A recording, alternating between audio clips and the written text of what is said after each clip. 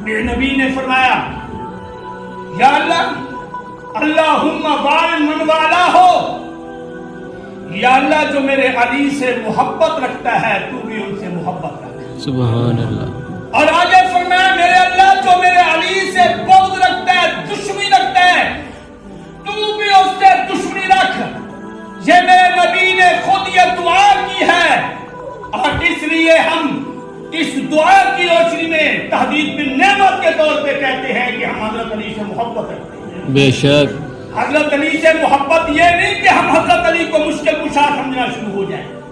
حضرت علی سے محبت یہ نہیں کہ ہم حضرت علی کو سجدہ کرنا شروع کر دیں، نہیں، محبت نبی سے بھی کریں گے، سجدہ رب کو کریں گے، محبت صدیق سے بھی کریں گے، سجدہ رب کو کریں گے، محبت عمر و عثمان و علی سے بھی کریں گے، سجدہ رب کو کریں گے، محبت تمام انبیاء سے کریں گے، سجدہ رب کو کریں گے، محبت تمام صحابہ سے کریں گے، مشکل کشا، حاجت روا، بگڑی بنانے والا، غوث اعظم، لجپال، اللہ کو سمجھیں گے، اس لیے کہ یہ صحابیت کے یعنی کہ یہ اللہ کی صفتیں ہیں، یہ صحابیت کی صفتیں نہیں ہیں، یہ نبوت کی صفتیں نہیں ہیں، یہ اللہ کی الہ کی صفتیں ہیں، مشکل کشا ہونا، حاجت روا ہونا، پر محبت سب سے کریں گے۔ محبت یہ ہے کہ ہم ان کی طرح اللہ کے حکموں پہ عمل کریں گے، ان کی طرح نبی کے طریقوں پر عمل کریں گے۔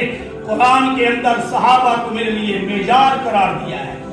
فَإِنْ آمَنُوا بِمِثْلِ مَا آمَنْتُمْ بِهِ فَقَدْ اهْتَدَوْا۔ صحابہ کی طرح ایمان لاؤ گے تو تم کامیاب ہو سکتے۔ صحابہ کا ایمان میرے لیے معیار ہے، میرے لیے نمونہ ہے،